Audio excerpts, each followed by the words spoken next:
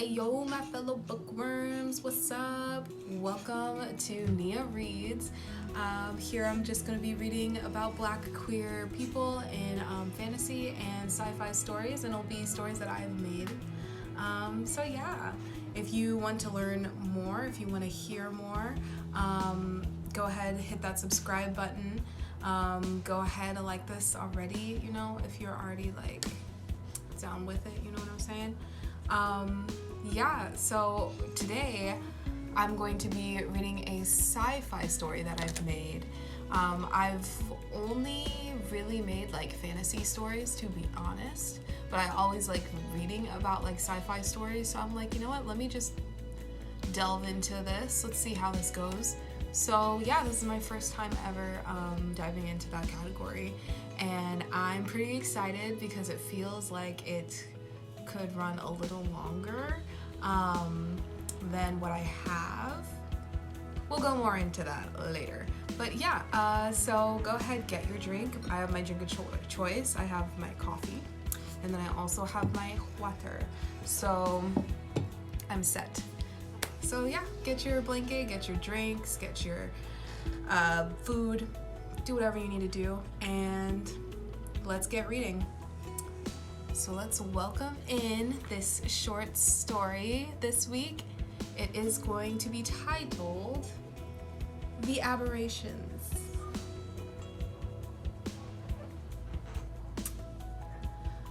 The planet Earth has been inhabited by billions of different life forces. Since the formation of the universe, cosmic energy has been spread across every corner of every galaxy, and we are just a tiny speck of dust in this field of stars. How did each star, each planet, each piece of matter know exactly where to place itself? Matter is neither created nor destroyed. Life following after death and death following after life. A constant dance, a cycle of twists and turns, interweaving our past, future, and present so it is all one. Under and over, forward and backward, pushing and pulling, twisting and turning. I put the sad excuse for a rat tail comb back into my inventory and sigh. Ugh, my arms feel like they're going to fall off. I shake my dreaded locks in front of the shattered glass, the locks whacking across my umber skin. Even in survival mode, vanity doesn't seem to go away completely. Sen, Vin, and I found shelter in an abandoned house a couple of days ago, far away from the chaos and toxins that brew in the inner circuit. It wasn't so long ago that wealthy families lived in these immense units in what used to be called the outer circuit, which even further back was called the suburbs. It seems silly to have so many rooms when the average family could only occupy 1/4 of each living unit. Over time, however, the money started to run dry as it was being funneled into funding the government and their own gluttony, and they too moved to the inner circuits. If wealthy people knew how to do anything, they knew how to waste money and space. I thought you were never gonna finish your hair. You ready to pack up shop and head out, Drew? Sen got up off of the dusty floor and brushed their hands on their pockets as a collection of rodents and bugs scampered in every direction at the sudden disturbance. Sen pushed me aside with a firm, playful nudge and fixed their white hair in the broken mirror. Looking at Sen, you would not think that they had lived through at least 50 rotations around the sun. The only indicator was their stark white curls and maybe a slight wrinkle here and there on their smooth sepia-toned skin. We were in one of the sleeping quarters that had been taken over by nature like almost everything. Vines encased the whole room through the busted windows, birds flew in and out of the space, and all that was left were sun-dyed, faded paintings with several rips in them, a collapsing bed frame, the mattress long stolen by some other traveling crew, and overturned dressers, broken glass framing all around them. As both of them crunched on broken glass, they made their way out the room and past the countless other bedrooms, bathrooms, lofts, and dining rooms. Sen and I made it to the front door where Vin was practicing their knife throwing on the molding wood post on the front porch. As the sound of the swift silver knife cut through the air and landed on the wooden post for what seemed like the 50th time, Vin's buzz-cut head spun around. Oh, there you losers are. I was starting to get worried that you both got bitten by rabid mice. Nice locks, Drew. Vin smiled their signature grin with that one tooth knocked out on the side. They were a couple of rotations younger than me, but they know how to pull their weight. Glad to know you were so concerned that you started to chip away at the foundation of the house. I looked at Vin, and the serious expression on my face melted away with laughter as all three of us burst into hysterics. We heard something shift around us, and we stopped laughing instantly. Vin grabbed the brown leather handle of their knife from the wooden post. Sen took out the carbon bow and arrow, and I grabbed hold of my titanium-pointed staff from the carrier on my back. We held our triangular position for a minute, barely breathing, observing each place in our line of view. When nothing popped out or made another sound, we disbanded our defense, each one of us returning our weapons to our backs and sides. We can't stay here. I have a feeling they are onto us. We gotta move. Sen whispered to us while still keeping an eye out into the overgrown fields. We started forward, deep into the woods again. Legend has it that there used to be over 1 billion people on Earth. Different areas of land were ruled by different groups of people. Some were believed to be voted into their power, others born into their power. But all were not prepared for the world to completely turn upside down on their heads. Wars broke out all across the globe. Famine struck almost every community.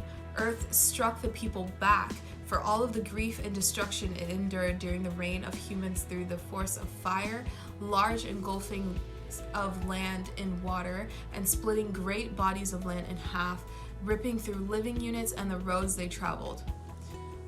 When there seemed to be no hope of existence, the government stepped in. Instead of deciding what was best for the people who spoke about the concerns they had with the constant drainage of resources, the declining health of people and the planet, and the like, the government decided to punish anyone who spoke badly about their power. No one had ever seen the government and who or what it consisted of, but its presence was always clear.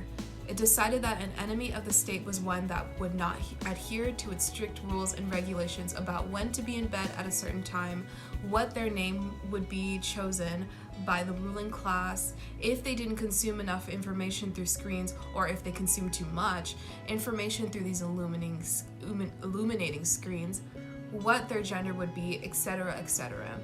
The government rules everyone in every land. To go against the government would be going against your life, your spawn, everything you touched.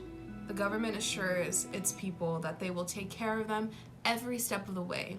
This is true, but once you start to divvy away from the mandated plans for you, your solid block of gray dinner starts to have a specific offsetting taste. You no longer have dreamless nights, and you no longer can stomach the container filled with your daily pills issued by the government. Pretty soon you start to realize that the sudden increase in rations of food rises once they start to take people away for questioning. You begin to have dreams that wake you up in the middle of the night, and you no longer are stuck in the haze that those pills trap you under. I realized that I was not the only one waking up to our reality when I could see Sen, my next door unit mate, throw their daily rations of pills in the fake bushes around our living unit. Vin, my coworker, would no longer be typing and accounting for people in their sector. All three of us started to take our daily mandated walks at the same time, making sure to never be too close. We decided quickly that we must leave in order to live in our own lives. Sen, Vin, and I escaped the inner circuit in the middle of the night when everyone was sedated to sleep. Having to sneak past the countless bots that roam around the city took almost the amount of time for the sun to start to rise. When we finally got out of range of the inner circuit, we searched for other aberrations on the planet. So far in the past trip around the sun, the only aberrations we encountered were those that were rotting by tree logs, barely even recognizable.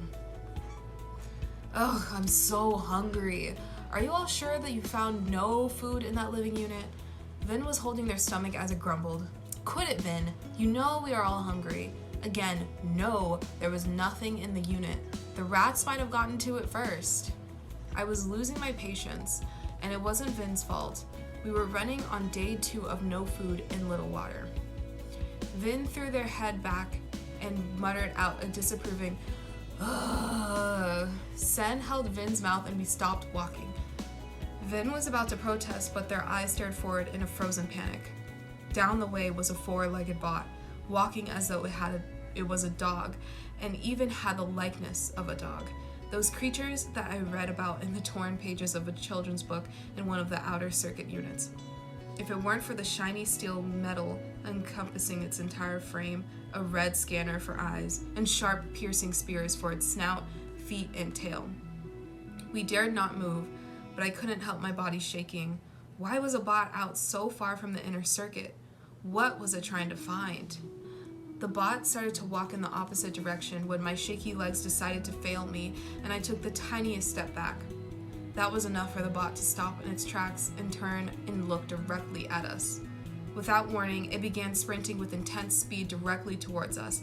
All three of us began to run in the opposite direction, leaping and ducking in between the thick woods, trying desperately to outrun the impossible while staying as close together as we could. Tears almost blinding my vision, I spot a place in the woods a little ahead that is heavy with thick branches and trees with a small enough opening that we can hopefully fit through, one by one. This way! The piercing steps were getting closer as I could hear the bot tearing through the forest floor. We reached the opening, and Vin is the first to go in. A tight fit, but they make it through. Then Sen, who is a little bit more muscular than Vin. I don't know if I'll fit. Sen has tears streaming down their face, and I look back and see the maniacal bot just a few feet in front of us, galloping closer and closer. I start to push Sen in the opening while Vin pulls on the right arm that was able to get in. Ah! Sen falls back into the opening. Clothes and skin rip from the branches. I don't take time to react and slide into the opening just in time before the bot runs straight into the branches, snout first. The snout is the only thing that is able to enter the thicket, and it bangs its body ballistically against the bark. Sen is attending to Vin's deep wounds as I finally snap back into reality. I'm so sorry. I couldn't hold myself together. I almost got us killed. Sen held onto my hand with her uninjured hand and looked me in the eyes. Don't you ever apologize for us saving us, Drew. I silently nodded and looked into my pouch and for anything to help Sen's scratches. I found some healing gauze we held for emergencies only and helped Vin patch them up. We moved a little bit into the forest and found a shady area to stop and rest. We will move again tomorrow. None of us got a good night's rest, but as the sun started to rise, we rose with it. Now completely exhausted with zero water and food in our systems, we were clumsy and slow with our journey forward. We barely spoke, as speaking would eat up the small amount of energy we could exude. Even though our inventory pouches could essentially hold up to 100 things before maxing out in space, the pouches around our hips held only a strip or two of healing gauze, some useless coins, and a few other tools we found on our way, none of them being food or water. We were starting to get so desperate that the humongous rats and cockroaches were starting to look like viable options, even though they were sure to be pumped full of toxins that would either drive us mad or eat us from the inside out with disease. I don't know when or how, but all three of us collapsed in broad daylight, our bodies piling on top of one another as our breaths came out in wheezes. The last thing I remember seeing was the trees swaying in the wind, towering above us and encompassing everything. Do you think they'll be alright? Well, they seem to be out in the sun for quite some time.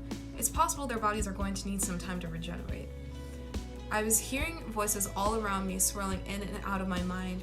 Everything was dark, but I was beginning to feel my body again. All of my muscles felt like they were filled with lead, and I could barely even muster the strength to begin to try and open my eyes. Little pinpoints of light, dancing like stars, were my vision for quite some time before my eyes began to burst open. The big bang of light flooding into my retinas, all of it so much to take in before I started to make sense of all that was around me. I was in some makeshift shelter of stitched together cloth, held together by branches and rocks around each wooden post. At the other side of the room, near the entrance, I could see all three of our packs and our weapons on the ground. I felt wet all over and looked down at my body, which was engulfed in water. My mouth finally opened up to shout as I tried to move my body in some way to get out, but I was only met by painful flops sloshing water onto the ground. Please, don't move. Your body is very sensitive right now and needs all the water it can absorb. My terrified gaze was met by a tall person who had long cornrows adorned with beads going down their back and soft, trusting brown eyes. I stopped moving around but still had my guard up in my expression. My name is Sophia, and I am here to help heal you and your friends. Sophia points at the two bathtubs next to me that I couldn't believe I missed. In it were Vin and Sen, still asleep with their heads poking out on the end of the tub, supported by towels. I'm guessing that y'all came straight from the inner circuit and haven't met anyone else, so if you don't feel comfortable calling me Sophia, you can call me Soph instead. And this, Soph points to a person with short, wavy brown hair and spectacles that cover most of their face. This is Oliver, or Ollie for short. They found you all out in the forest a couple of days ago, holding on to the thinnest of threads. Ollie smiles awkwardly as he comes closer to me. Well, Sophia is the mastermind to put you three in the bathtubs.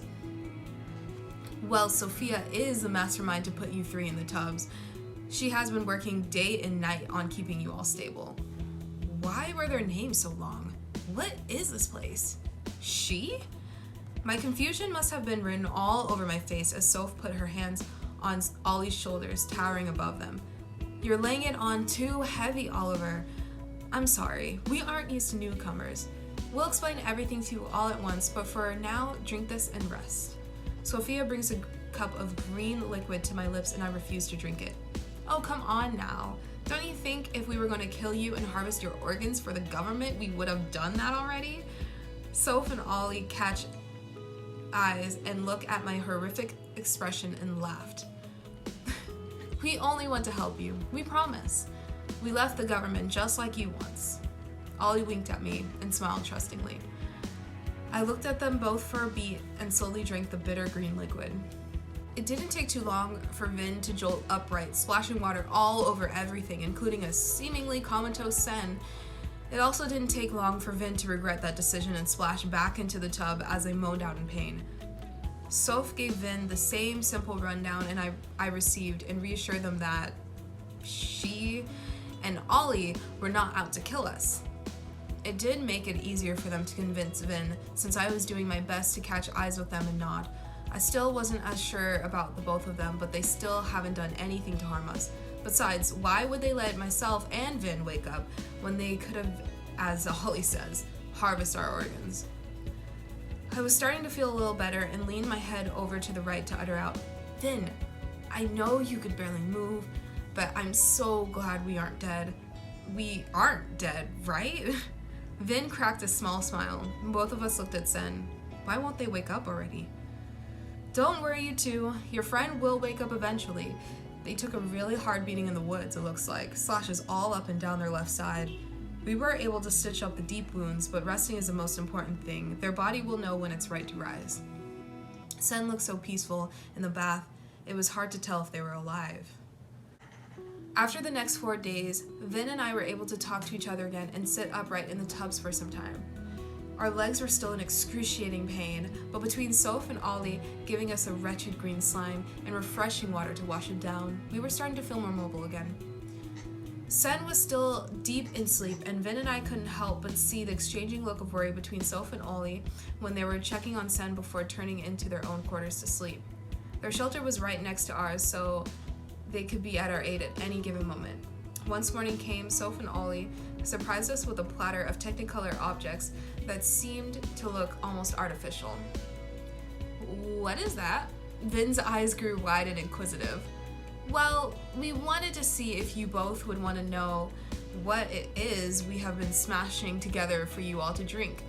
All of these are a mix of what the people pre the government had access to, fruits and vegetables. Vin looked at me and I shrugged my shoulders. I had no idea what any of these words meant. The only things we were used to eating were occasional canned foods we found in abandoned living units and those gray cubes that the government forced us to eat, and what we brought with us to have in case of emergencies for our first few months out on our own. We knew that the food was possibly other people, but we had no other choice. We had to survive on our own somehow. Our inventories held over half of those cubes each when we escaped the inner circuit. We ran out of those cubes when the season changed from rain to snow. As Soph and Ollie brought us the platters, I noticed most of the larger pieces of fruit and vegetables were cut into small pieces, easier for us to chew. Thank you both so much. We have never tasted anything else that wasn't out of a can or, well, you know. I looked down, shame displaying across my face. Hey, no need to feel guilty. The government is the one to blame for forcing us all to live like that.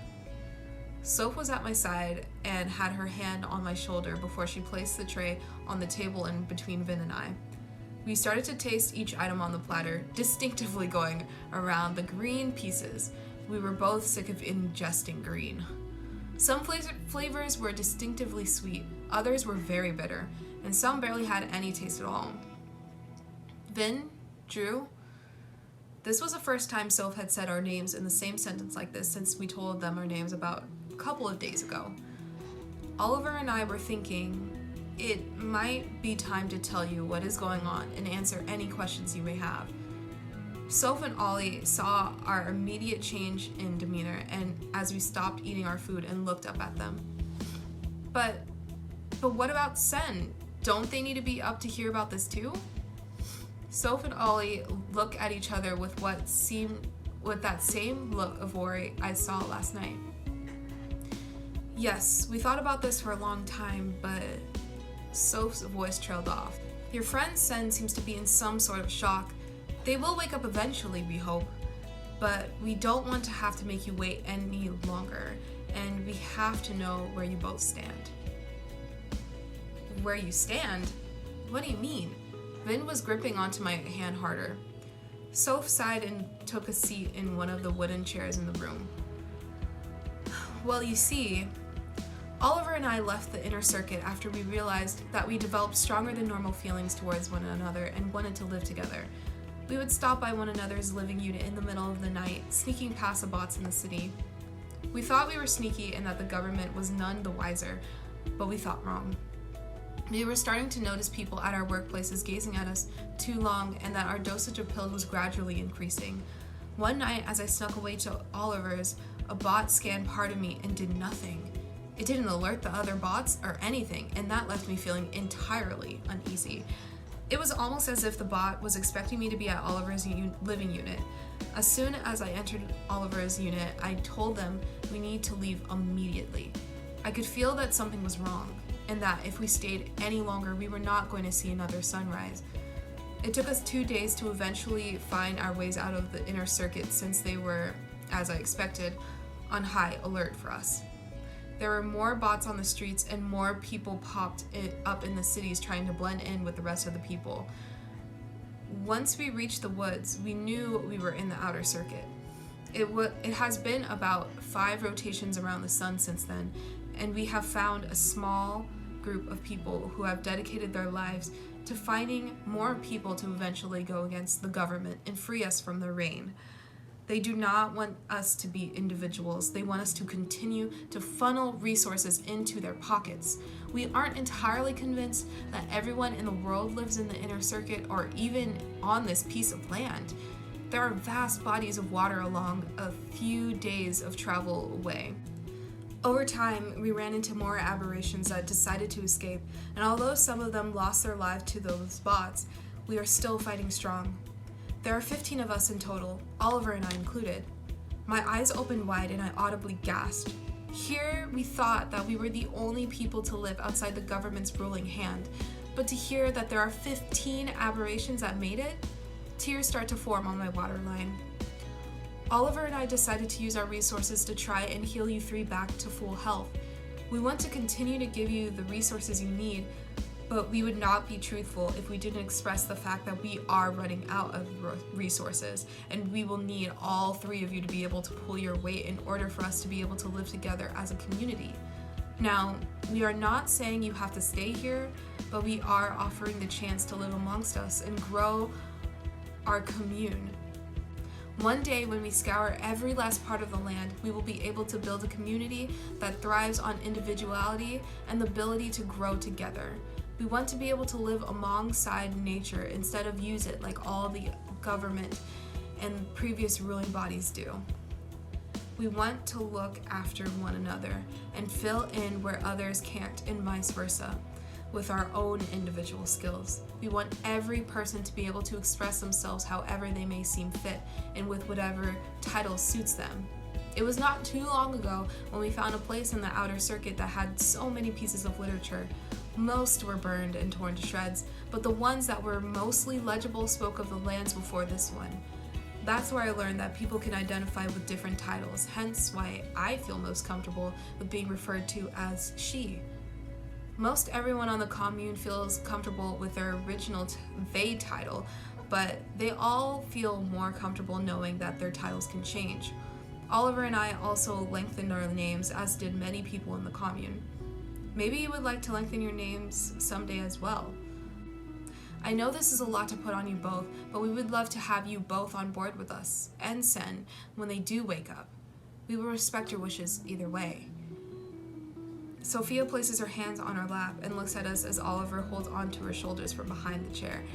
Both of them stare at us with such compassion and eagerness.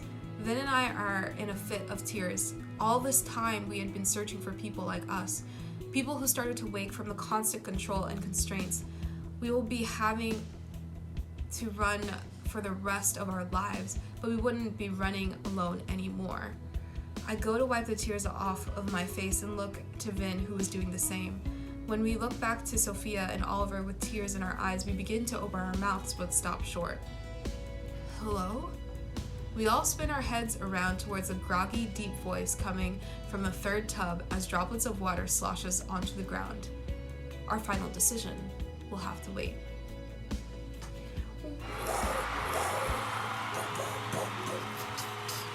Sci-fi, all up in there, a little bit of destruction, a little bit of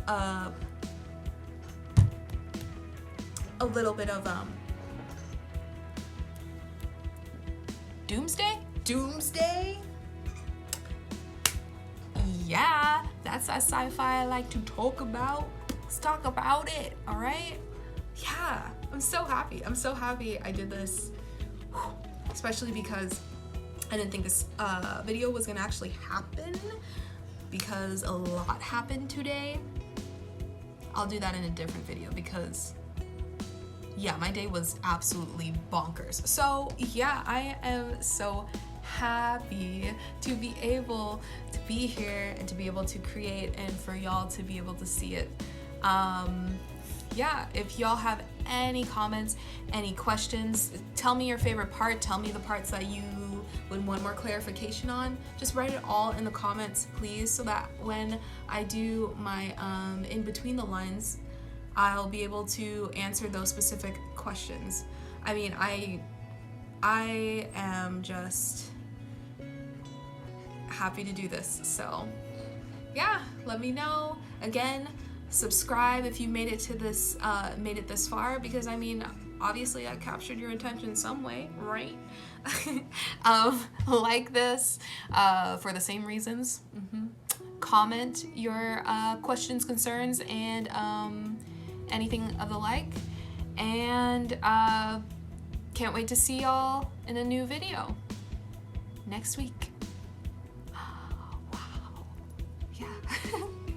All right, that was the Aberrations, and this is Nia Reads, and I'm signing off.